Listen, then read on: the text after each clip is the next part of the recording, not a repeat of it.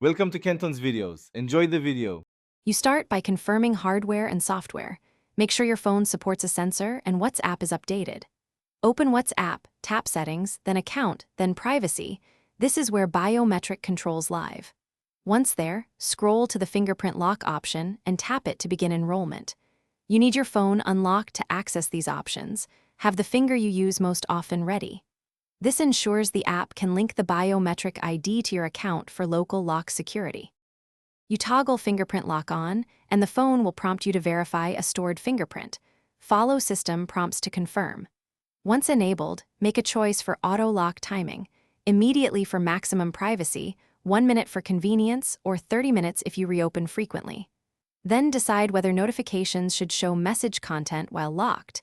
Keep them off for privacy.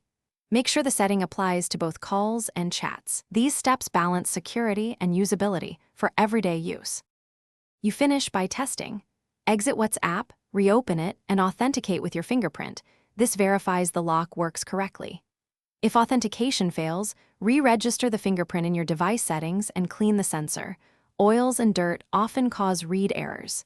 If the fingerprint lock option is missing, make sure WhatsApp is fully updated and restart your device.